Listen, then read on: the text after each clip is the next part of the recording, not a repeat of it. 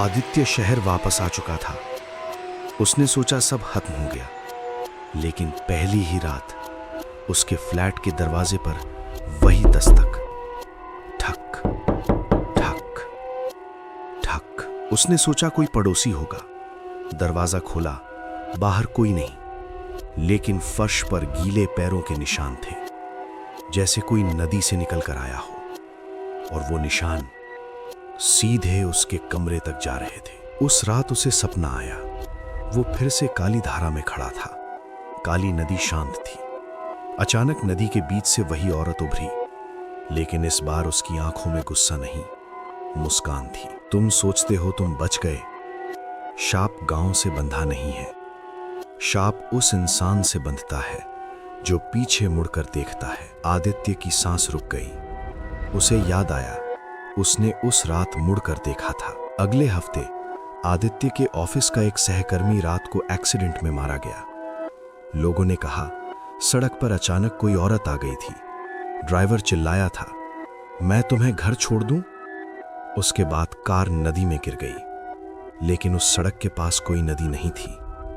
आदित्य वापस काली धारा गया। इस बार गांव पूरी तरह खाली था।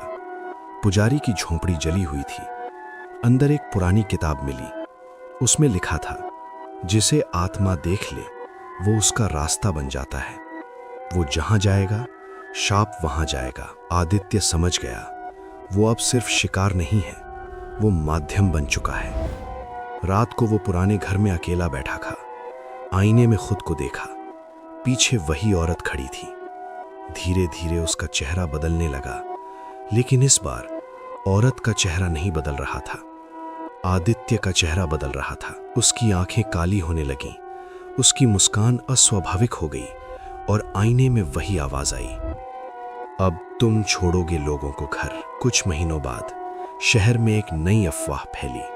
रात में अगर कोई अजनबी आपसे कहे मैं तुम्हें घर छोड़ दूं, तो मना कर देना, क्योंकि जिसने हां कहा वो सुबह नहीं मिला। लोगों ने सीसीटीवी में एक आदमी देखा, सामान्य कपड़े, सामान्य चेहरा, लेकिन उसके पैर जमीन को छू नहीं रहे थे और उसका चेहरा आदित्य जैसा था। काली धारा अब सिर्फ एक गांव नहीं, एक दरवाजा है।